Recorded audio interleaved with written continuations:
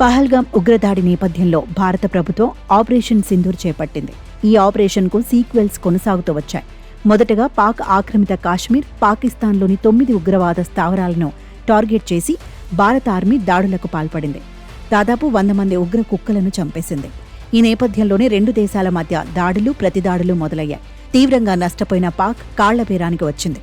America మధ్యవర్తిత్వంతో కాల్పుల విరమణ ఒప్పందం చేసుకుంది.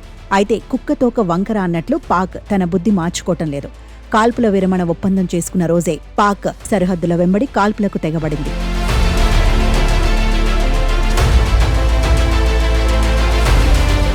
కాల్పుల ఒప్పందానికి తూట్లు పొడుస్తూనే ఉంది దాయాది దేశం పాకిస్తాన్. ఈ నేపథ్యంలో ఇండియన్ ఎయిర్ ఫోర్స్ కీలక ప్రకటన చేసింది. ఆపరేషన్ సింధూర్ కొనసాగుతుందని ప్రకటించింది. ఇక పాక్ కాల్పుల విరమణకు తూట్లు పొడవటంపై భారత్ తీవ్ర హెచ్చరికలు చేసినట్లు తెలుస్తోంది. మే 10వ తేదీన పాకిస్తాన్ కాల్పుల విరమణ ఒప్పందానికి అంగీకరించింది. అయినా కూడా డ్రోన్లు, మిసైల్స్తో దాడులు చేసింది. ఒప్పందాన్ని అతిక్రమిస్తే తీవ్ర పరిణామాలుంటాయని వాళ్లకు తెలియాలని ఆపరేషన్ సింధూర్ ముగియలేదు, కొనసాగుతూనే ఉంటుందని పేర్కొంది ఇండియన్ ఎయిర్ ఫోర్స్. ప్రధాని నరేంద్ర మోదీ ఉగ్రవాదం పట్ల సీరియస్గా ఉన్నట్లు పేర్కొంది. ఇక పాకిస్తాన్ తీసుకుంటున్న చర్యలను కూడా నిశితంగా పరిశీలిస్తున్నట్లు చెప్పింది. అందుకే ఆపరేషన్ సింధూర్లో పాక్కు ఓ గట్టి సందేశం పంపినట్లు చెప్పింది.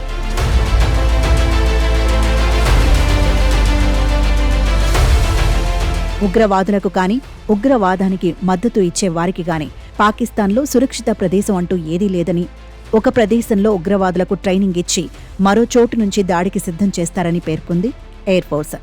దాడి తర్వాత వెనక్కు వెళ్లిపోయి 4 అంతస్తుల భవనంలో దాక్కుంటారని తెలిపింది. చాలా సురక్షితంగా ఉన్నామని వారు భావిస్తారు, కానీ ఇండియన్ ఆర్మీ వాళ్ల కోసం వెళుతుందని, మట్టు పెడుతుందని ఇండియన్ ఎయిర్ ఫోర్స్ పాక్ను హెచ్చరించిందని విశ్వసనీయ వర్గాలు చెబుతున్నాయి. ఏది ఏమైనా ఇండియా, పాకిస్తాన్ మధ్య ఉద్రిక్త పరిస్థితులు ఇంకా కొనసాగుతున్నాయి. ఎప్పుడేం జరుగుతుందో తెలియక సరిహద్దు ప్రాంతాల ప్రజలు భయంలో ఉన్నారు. మరోవైపు భారత ఆర్మీకి తమ మద్దతును తెలుపుతున్నారు. పాకిస్తాన్ మరోసారి పహల్గాం వంటి ఘటనలకు కారణమవ్వకుండా గట్టి చర్యలు తీసుకోవాలని కోరుకుంటున్నారు.